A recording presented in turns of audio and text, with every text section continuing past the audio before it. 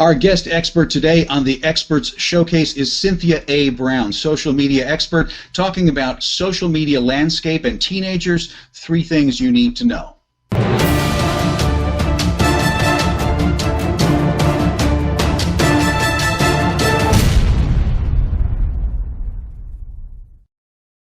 Welcome to Experts Showcase, Cynthia. We are in our mode here of behind the episode. We like to take our guests and our audience behind the episode and talk about what went into creating it, where the content comes from, where your expertise comes from. So let me give you a quick rundown of what we're about to do here. And let me welcome Chris M. Sprague, the master at the controls here of Experts Showcase. Welcome on screen here, Chris. How's it going, Mark?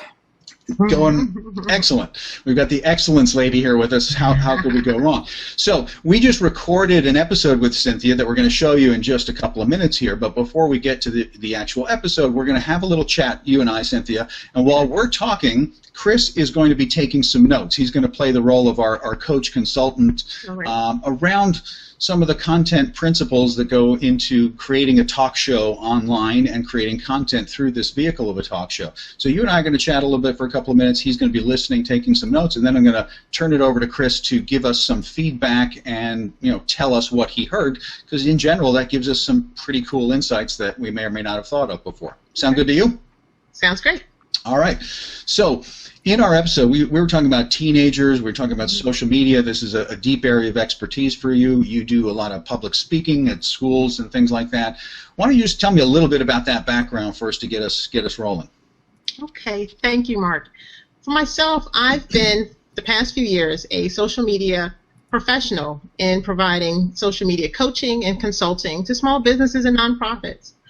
And even prior to that time, I have been a small business owner for a number of years and really jumped onto the social media bandwagon, if you will, and saw the power in it and the opportunity to engage with folks at a moment's notice from their fingertips and such.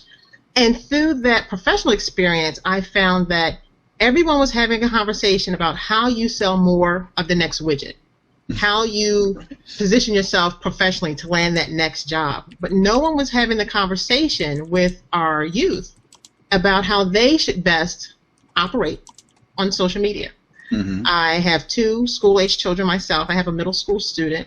And that also brought into my a wheelhouse an awareness of what she's seeing and experiencing firsthand or from her peers and what's going on social media. And ever since I graduated college, I've always been involved with going back to my own high school and speaking.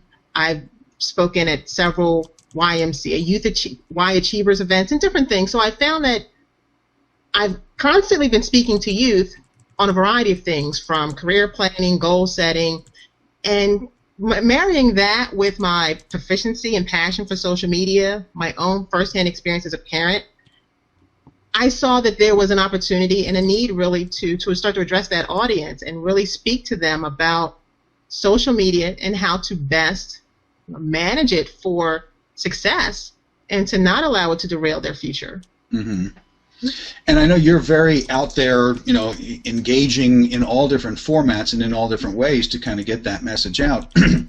I know that you speak obviously a lot.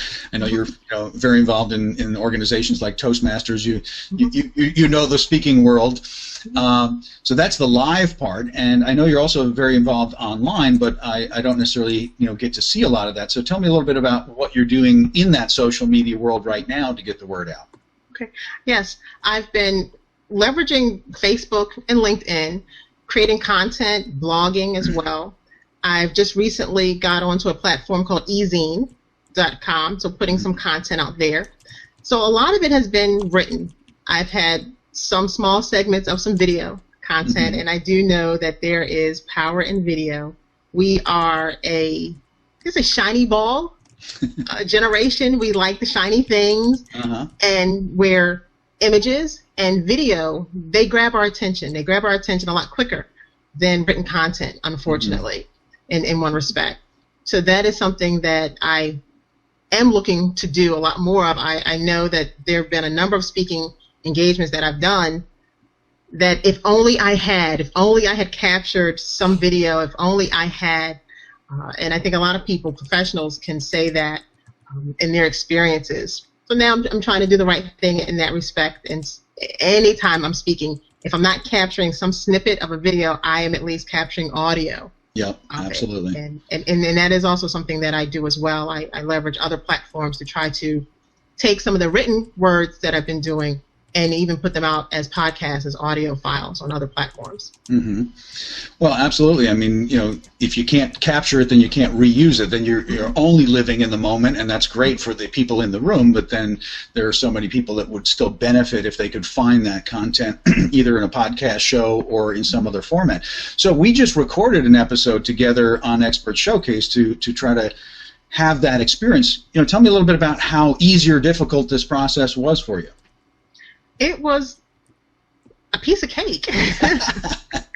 It really was a clean, streamlined process from the moment of saying I was interested or wanted to be on the show.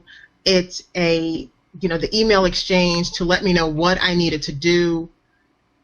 Very simplistic format for laying out the information. It really is for any business owner or professional. You should have a mindset of where it is that you are, what sandbox you're playing in. Mm-hmm. And so it shouldn't cause great distress to have to answer the questions on what would be the theme of the episode, what are my speaking points, and things along those lines. It may just take a moment, a pause to think and synthesize, what do I really want this particular episode to focus on? Mm-hmm. But it shouldn't cause any great stress, because these are things that as professionals and business owners, we should be mindful of.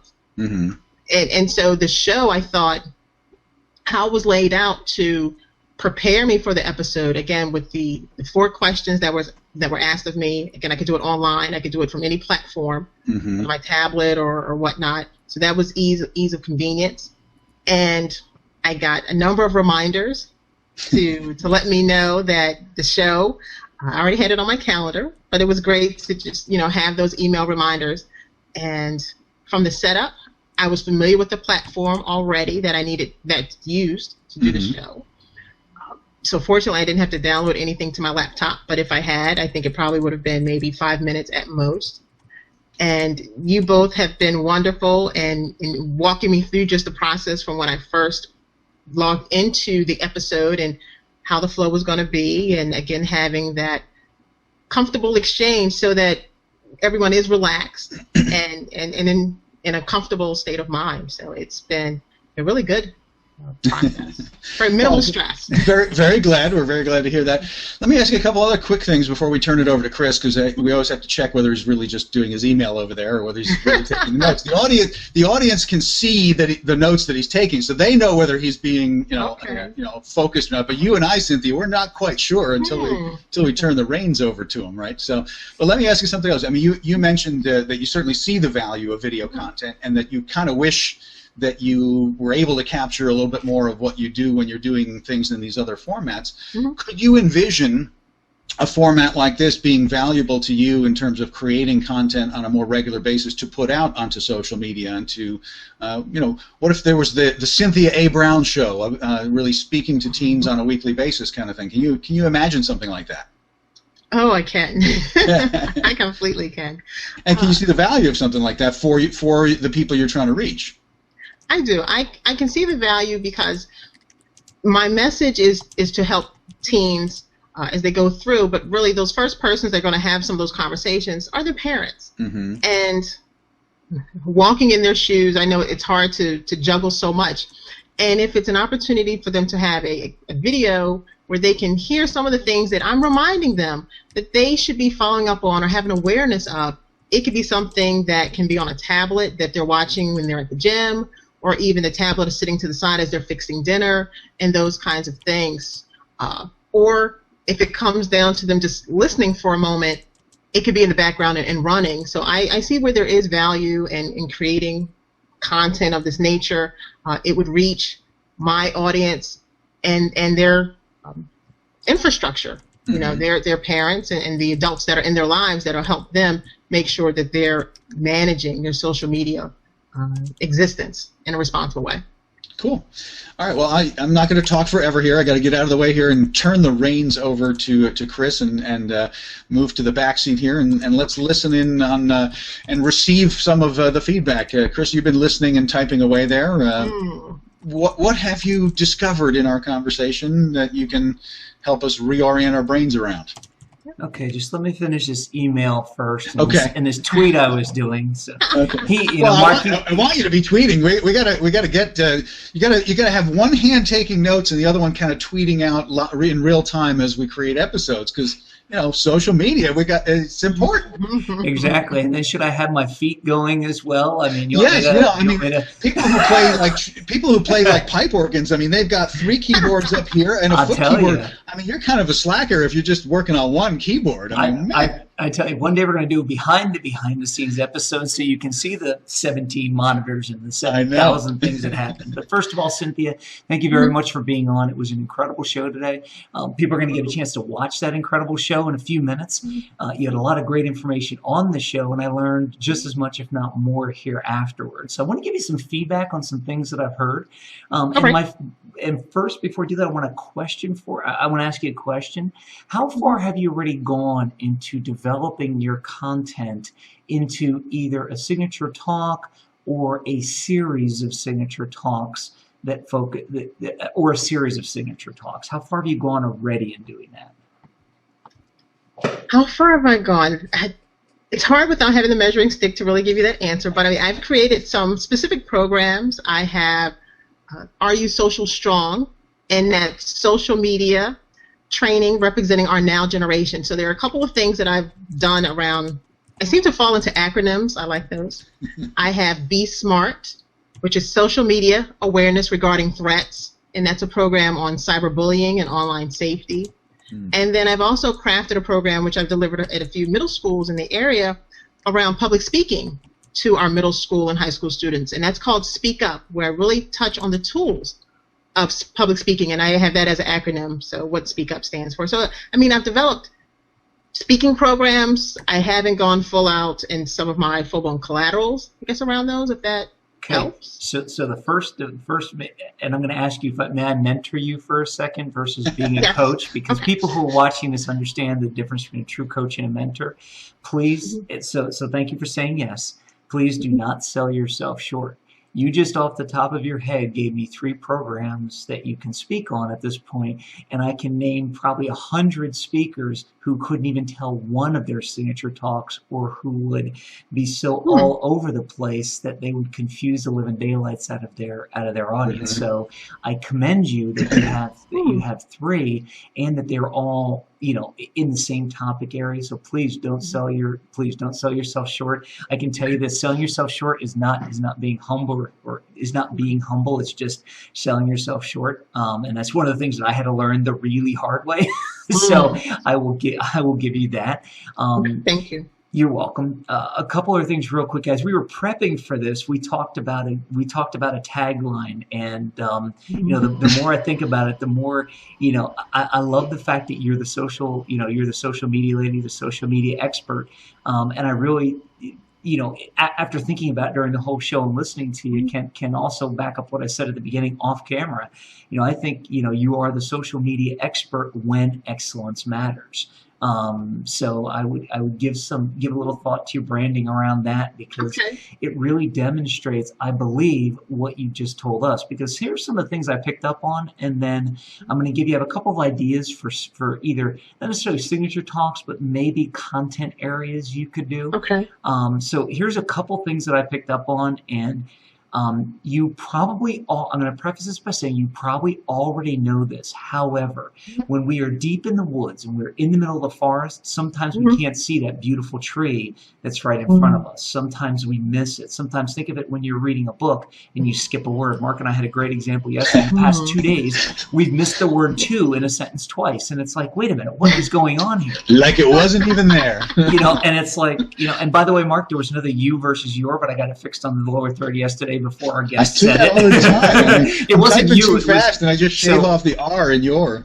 So in the end, that's why we bring some of this up. So first of all, And for those of you, okay, actually I can see it up there. Cool. I don't have to look down. I was looking down and my eyes were. So deep expertise and passion, passion in social media.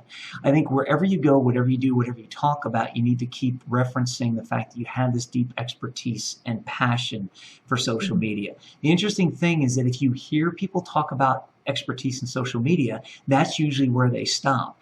I don't hear a lot of people talking about themselves being passionate about social media, because social media is just something that everybody does.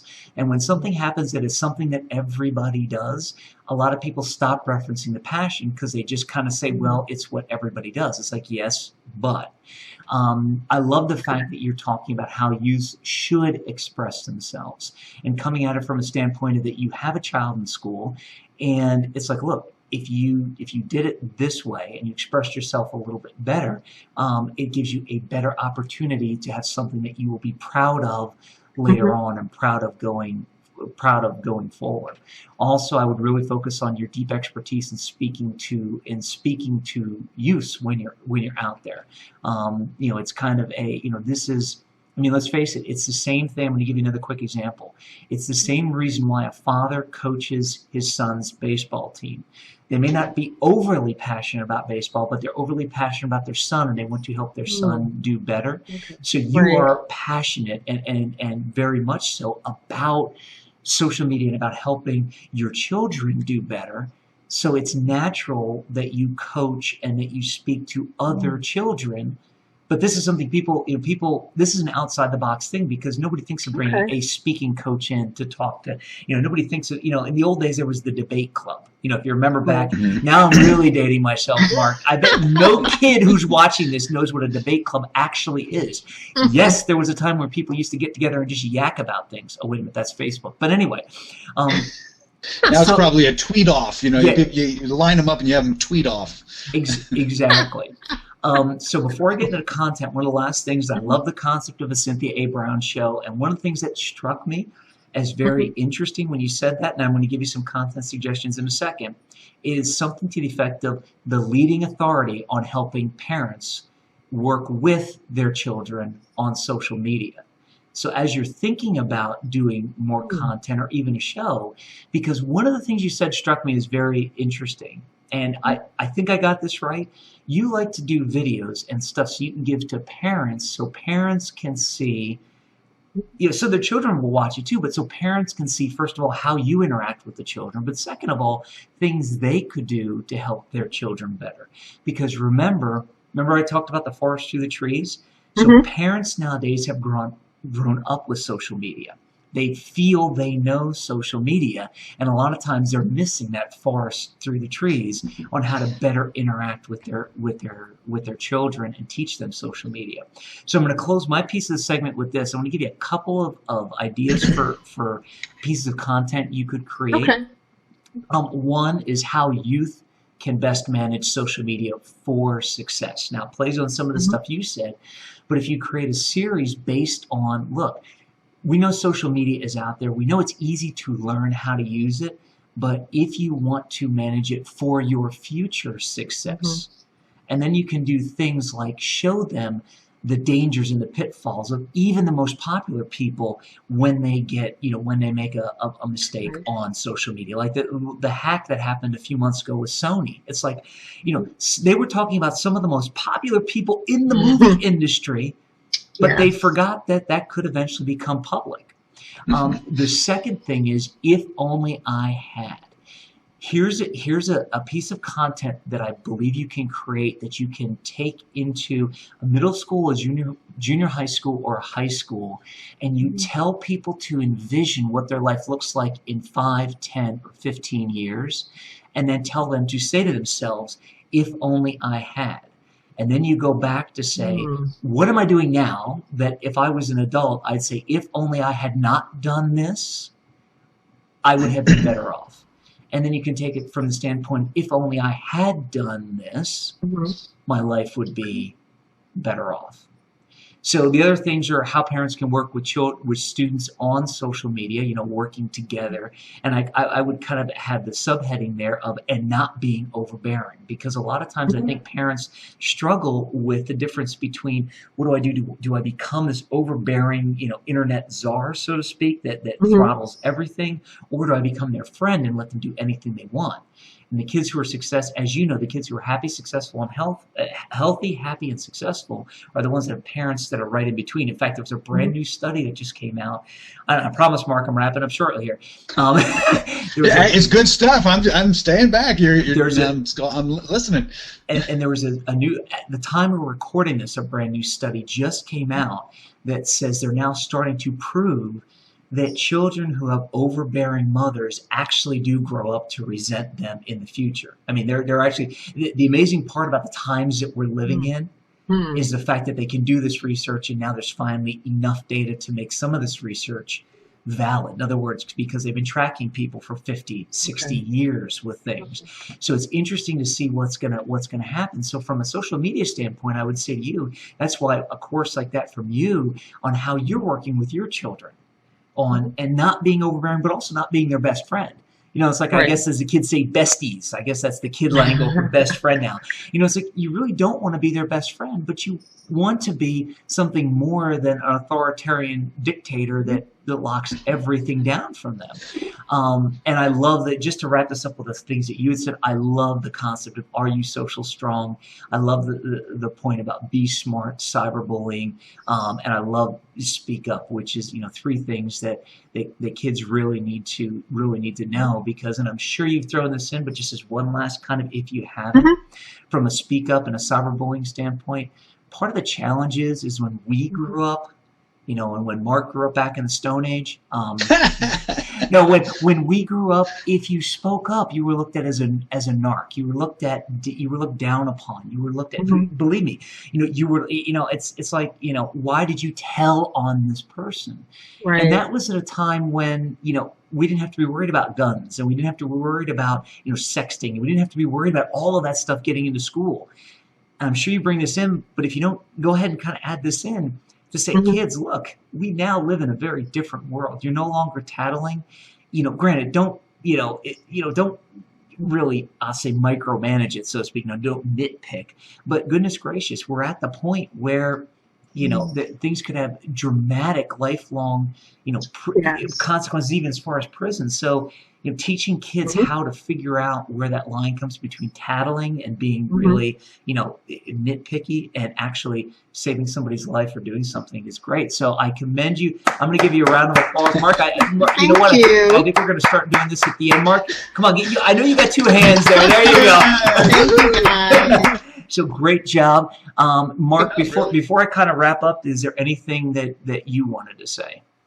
No, I just want to say, actually, I love all of that, but the one that most resonates from what Chris was just saying, I love the "if only I had." So now your homework assignment, Cynthia, is to figure out how to make "if only I had" into an acronym, since you like an acronym.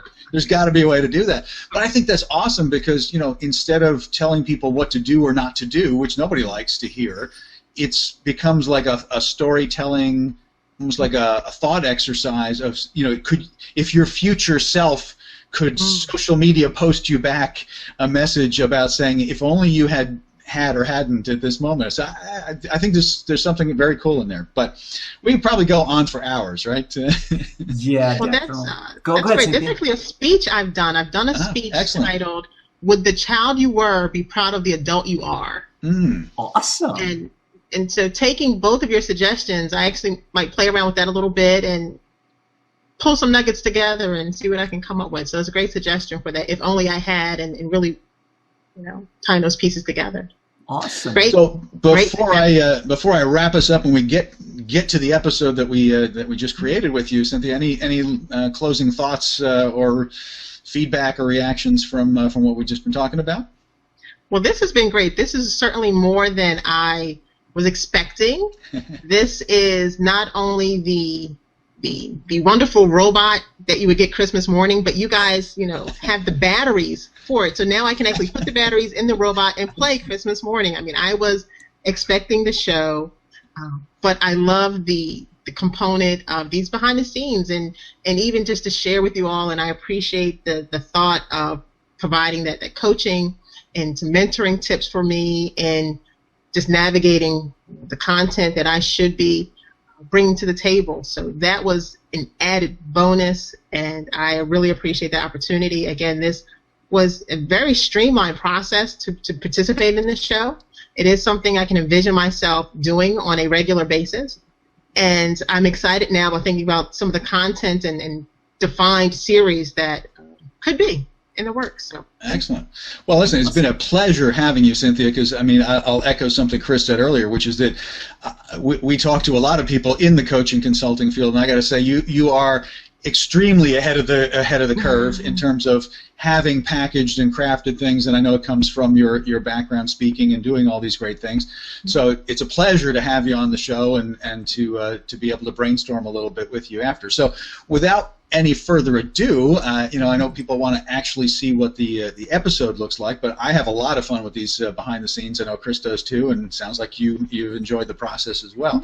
So again, let's get to Cynthia's piece, which is Social Media Landscape for Teenagers, 3 Things You Need to Know. Chris, are we ready to roll the tape? I know that's very old-fashioned, the idea of rolling the tape, but we're almost ready. But Mark, there's one more thing that we have to say. We have to say at this point. So first of all, if you're intrigued by watching this episode and you're so inclined, which you should be, you will stick around and watch Cynthia's awesome and incredible episode on social media. If you are a coach or consultant and you think something like this would be a good way to get your message out, something like the Expert Showcase, what we want you to do is head over to expertshowcase.com, find the apply button that's all over the place on there. We made it big enough. It's big, it's yellow, it's there. Click that apply button, start the process, and let's see if you're a good guest to come on and share your expertise on the Expert Showcase. And if you're a coach or consultant and you already know that this is the thing for you and you want your own internet talk show, we want you to head to VideoContent.Agency, check out some of our clients, check out what we've got, check out our packages, and then contact us and see if we're a good fit for each other, because this is what we do. We create internet talk shows, online talk shows, YouTube talk shows, whatever you want to call it, for coaches and consultants just like you.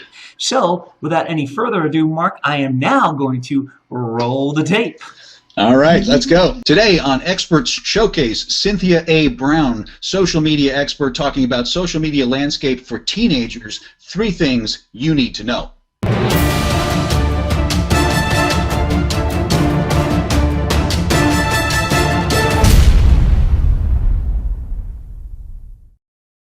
Welcome to Expert Showcase, Cynthia. Very glad to have you. Social media is obviously a very hot topic. You are my social media lady, as you have been known as for a while. So we're talking about teenagers, big topic for social media. Give me a little bit of a rundown of what we're going to cover in today's episode.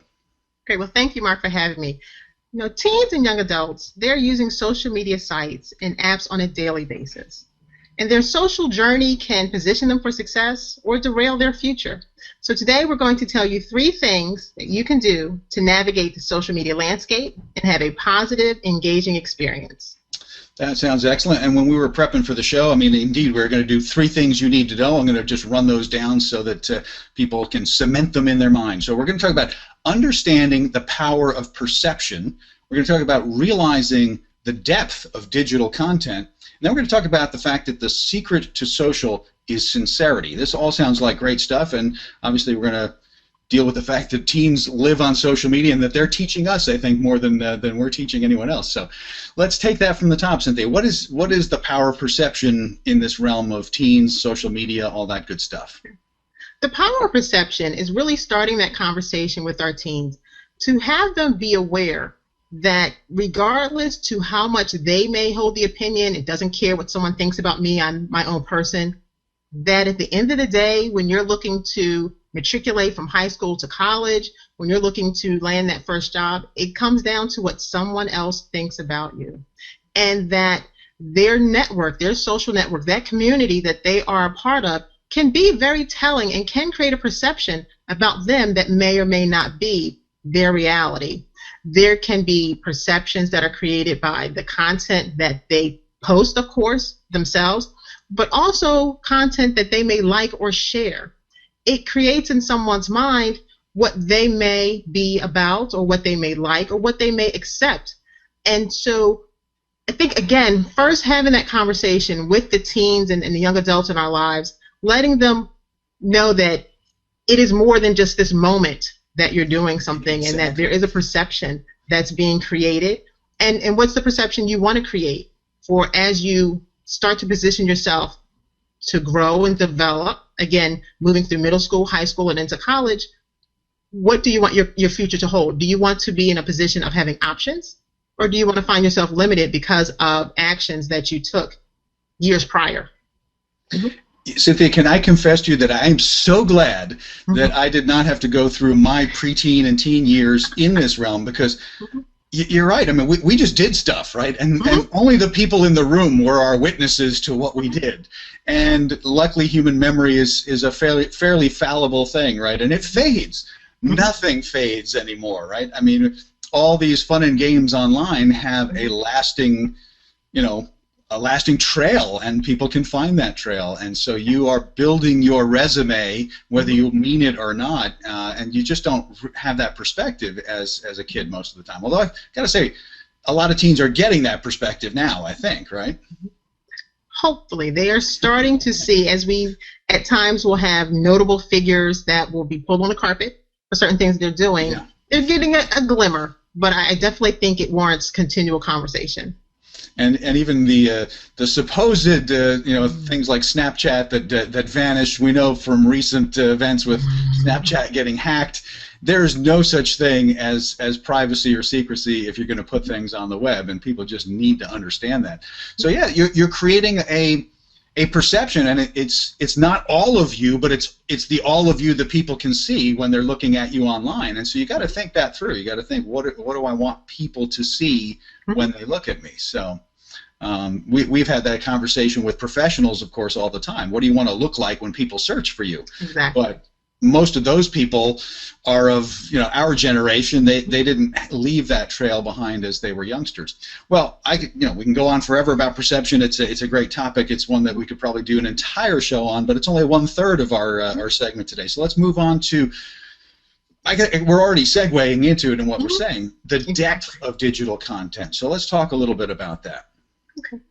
Excellent. And you were leading that conversation as well. It's that knowing that there's a legacy to what you are putting online, what you are sharing with others.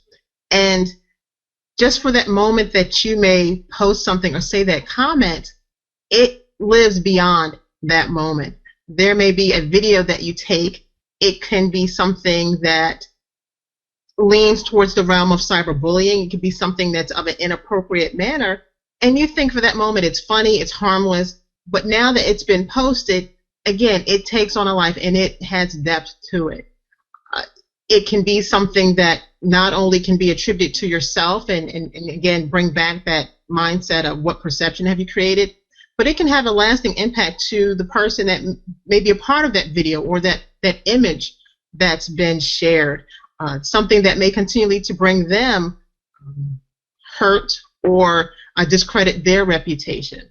So, and on the flip side, on the positive side, is understanding that when there are positive things that you are involved in, if there are sports teams activities that you're participating in, community service that you're doing, academic accomplishments that you're making, those too have the power to position you for success, because in posting that information and in sharing that information, it continues to live on as well. So it's not all about smacking your hand to say, don't do this, it's bad, but understanding, again, the power that's at your fingertips with the social media platforms, and in positioning yourself for success, trying to minimize any derailment of your future opportunities, is just knowing that content that you post does have depth and it has legacy to it.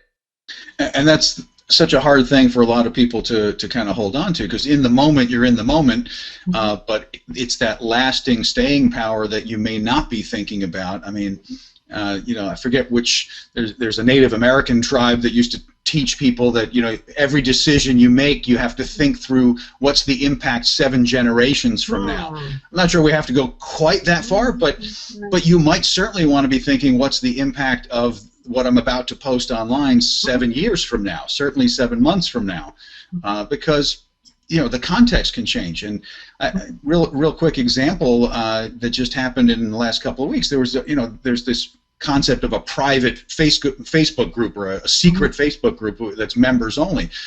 Well, again, people get comfortable thinking they're behind a closed door and they start commenting about somebody else that's in their profession. Well, somebody took a screenshot of the chat and, of course, posted it outside of the chat, and it created a firestorm of trouble for certain people. So, you just really have to not censor yourself, but be sensitive to the fact that you're going to hopefully have a future, and that what you're doing now is going to stay behind, and that you really can't erase things on the web. It's being archived someplace, whether you realize it or not. So.